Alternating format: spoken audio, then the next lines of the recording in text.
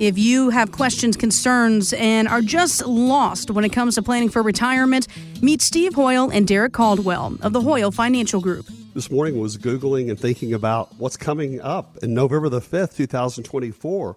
You know, with it being the beginning of May, that's just around the corner, Derrick. Yeah, I was listening to a couple talk shows while my daughter was in gymnastics because my focus in that is, I'll be honest, not that great. I don't know anything about gymnastics, so when you have a kid, it's like, oh, it's amazing. I don't know what it's supposed to look like or anything. So, you know, that's definitely, but it's fun to see her do that. But yeah, I was listening to the political, couple talk shows there, and man, they're ramping up. They're fire and brimstone right now, coming after each other. So the guns are out, guys, for sure. But Derrick, I think here's the big situation is that it doesn't matter who gets to the White House, it's getting ready to affect your house. I mean, no matter what happens, I mean, red, blue, or purple, I'm telling you, it's really gonna make a big effect on people's retirement, people's finances, and the outlook of this country.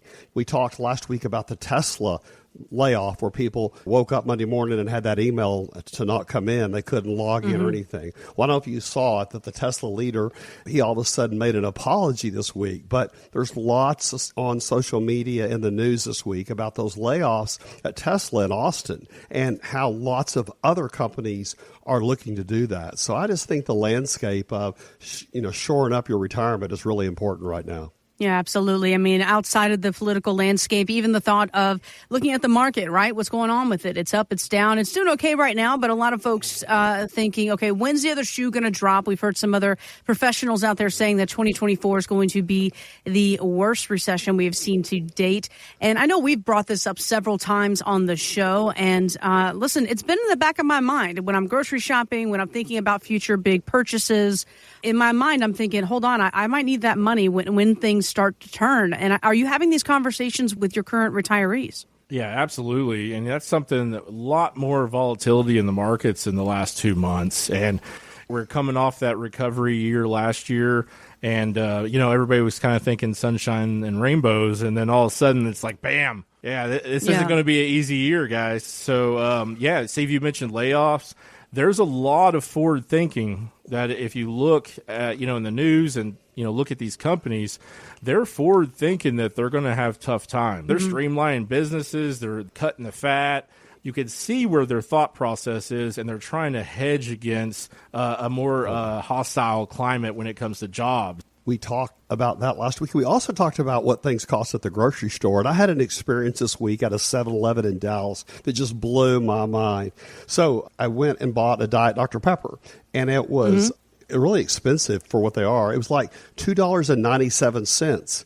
And I handed the guy a $5, and he handed me $2 back. And I said, what about the pennies? He said, well, most people don't want those.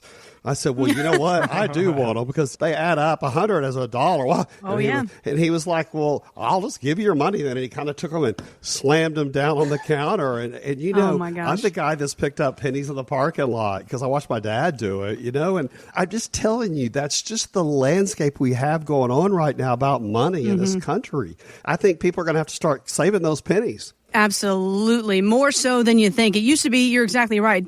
Back in the day, you had 10, 20, 50 cents. You'd be like, it doesn't matter. Keep it. Now I'm thinking, no. Keep it. Put it in your pocket. It's going to all add up. Put it in that extra change where you keep everything. It adds up and you cash it in later. But I saw this picture on social media this week. It was a picture of a grocery cart, and it said the most expensive vehicle in 2024. I was like, that's very accurate. 100% that's accurate. So you talk about the cost of living going up. We got inflation going up. The conversation of taxes, I feel like it's never ending, although we just ended this tax day. A lot of folks think, all right, let's rest easy. We're done. We did it. Put it on the shelf. I'll see you next year. Well, according to an article that I found, that's not the best way to go about things. Turns out baby boomers are losing money when doing their taxes because they're not thinking ahead. But what do they mean by this? Well, Jess, we just talked about it last week, how people file their taxes and they've done their compliance work and they put it in the drawer, and for another year, they don't do one thing about their money. And, Derrick and I've talked about there's so many things people could do today to be proactive about their money. Let's review those, Derrick. Yeah, I mean, there's so many different things that you want to look at, because when you file your taxes, right, that's kind of a starting point a lot of times, and people see it as an ending point.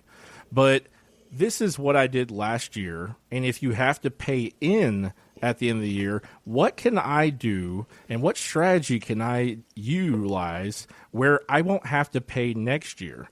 Because, we say it a lot, the slogan there, hope is not a plan. And that's what most people do with taxes. It's like, hey, I hope next year's better. Well, I'll tell you that it's not going to be if you don't take action. Charitable contributions, I just set up one for a client the other day. She's always been contributing to her church. And we're just changing how she does that. Is she has to take out her required minimum distributions. So we're funneling that to her church. And meanwhile, she just pockets the money that she would normally pay to the church. And so it comes out exactly the same for the client, but you're utilizing that charitable donation to at least knock off some of your taxes. Roth conversions, those are immensely popular, Steve. It's how do I convert those funds? Because when we talk about short-term thought processes, it's a year and maybe 2 years down the road, but those are short-term. Roth conversions are long-term thought processes where not only are you affecting your taxability now, but also later on in life, but also how your kids inherit your money. The days of them rolling your IRA into their IRA and just going about business is long gone. That's changed. And I don't care if I'm dead or not. I don't want my kids to be paying 40% taxes because they inherited my IRA when I can take it as a retiree at 12%. It makes no sense to pay the government 28% money. Strategize. Those are things that you can do in advance that aren't going to kill you right now, but take advantage of some of these tax advantageous strategies. A great accountant to me is somebody that's going to come and say, hey, Derrick, this is what we're going to do in 2024 to lower your taxes. Right. And that's what you should expect by your financial advisor, too, is that, hey, this is what we're going to do this year to lower your taxes, increase your legacy to your kids. And there needs to be a plan in place. And that's why we urge everybody at least every year to sit down with us as clients. And if you're not getting that quality attention from your advisor or your accountant, that's when you come and see us, because that's what we do. Each and every day, we love on our clients, and we make sure that they have strategies in place going forward to the future. So if you want to partner with somebody who really cares about your taxes and is forward-thinking, guys, give us a call today, because that is what we do. And go to retiretexasstyle.com. We're doing special 15-minute phone call sessions with me and Steve to figure out what is the best strategy for you. And give us a call today or go to our website, guys, because this is the time. That's the big question. How do I replace the paycheck in retirement? Well, one of those ways is through what's called an annuity. But then the question is, well, when do I buy one? Some say it's years before retirement, but Barron's Elizabeth O'Brien thinks that you may want to just hold off a little bit. A good time to buy if you're going for a fixed annuity is right when you need it. In retirement or approaching retirement, you calculate your expenses. You say, okay, I want my essential expenses to be covered by Social Security or an annuity. That's a common thing. So here's how much I need. Let me go buy the annuity. You don't sort of buy it way in advance. So a question here. Do you agree with her? And also, what about the fact that there's some very favorable rates right now with annuities? I'll say I mostly disagree with her. And I'll say that, because planning in advance, and I'll tell you why, is so beneficial. But with annuities, there's up to 12% increases annually to the amount of income you can take. There's great ones out there that are slow cookers that if you give them 5 to 10 years, I mean, you're talking about withdrawal rates over 10% 14%, on the funds you have. 13 and 14%. It's huge. Yeah, and I mean, obviously, if you're retiring right now, you call me and say, "Hey, Derrick, I'm pulling the trigger. I need to get an annuity to replace my income." Well, we don't have a choice there. But given the choice between the two, you could just blow it out of the water income-wise by planning in advance. I mean, especially if you're in that 50-year range, 59. When you can get a hold of your funds, or if you have an old IRA that's just kind of sitting there and you're not contributing anymore, you're not taking into account like dollar cost averaging, you're not really factoring in a lot of the market advantages you can have, then yes, absolutely. Stick it in a growth annuity that's going to grow your income and use it solely. It's like you're creating your own beautiful pension, but one that you control and continues to grow for you. And then at retirement, pull that trigger. Because I don't know about you, Steve. What do you think about Social Security? I don't want to depend on that, and we don't plan. No, that's what I mean. I do not. When it has that reduction, it's not going to be pretty at all. But Derrick, I think what's interesting is so many people say, "Well, I have that annuity, but it doesn't work that way," or "I have that annuity and I don't understand it." What's interesting is, did you purchase the right annuity for the solution that you need it for? And I see so many people in variable annuities that have 5, 6, 7% fees, and they don't even know it because it's not on the statement. And, they can change, or people that are holding on, they're losing money in the annuity, but they're holding on for that huge income. What I'm going to tell you is 98% of the time, we can beat the income in the current annuity you have. So you need to let us look at it. We also can get rid of those fees, get the fees down to really 1.5%. Some of them have zero fees. What it is finding the right annuity for the right solution. But, knowledge is power. And when, what you need to do is call us or let us send you a secure link. And why don't you upload your statement to us and let's look at it. We'll give you a complimentary annuity x-ray and figure out what annuity you have and what's the purpose of it. And is this really what you need? When you have a little time on your side, you can really fix that, Derrick. Yeah, Steve, and it's funny you said that because we just took on a new client about 2 months ago. Had a variable annuity for 13 years. He didn't touch it. He let it grow up, and do what it was supposed to do. Came in our office.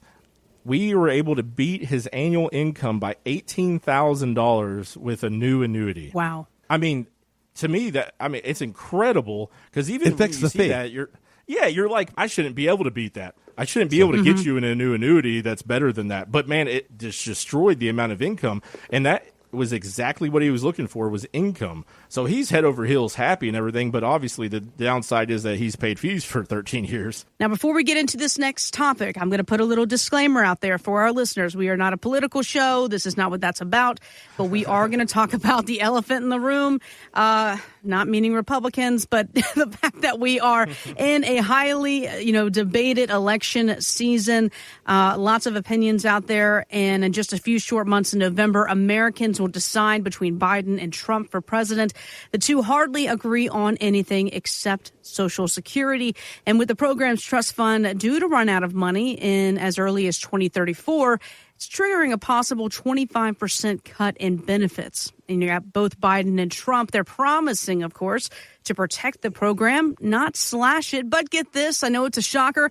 Neither one of them have a solution or a detailed plan to back this up. So lots of uncertainty here. What should people who have not claimed Social Security, what should they be doing in the next, let's say, 10 years to protect themselves? Derrick? Yeah, I mean, guys, let's be honest. It's the hot potato subject. That's why they don't go into details.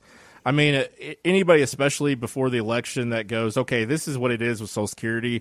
We're going to have to raise Social Security tax on people that are working in combination with probably lowering benefits. They're not getting elected, right? That's like shooting yourself in the foot. So that's never going to happen. The honesty isn't going to come out until they absolutely have to. And even then, I'm sure they'll just blame each other anyway. But yeah, I mean, things to, when we talk about planning, most of the time when we plan away from Social Security in the sense that, hey, if you continue to get that benefit, that's fantastic. If it's cut in half, your portfolio can handle it.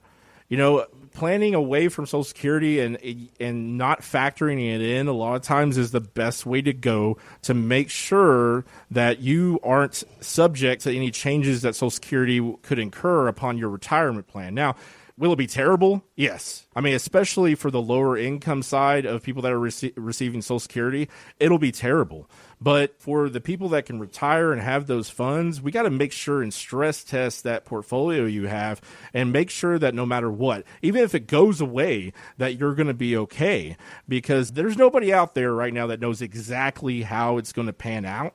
But we have heard specifics on, hey, those are the two things that they're looking at, lowering your benefit and raising taxes on the working people that are currently working. So, I mean, money has to come from somewhere, everybody. So, something's going to happen.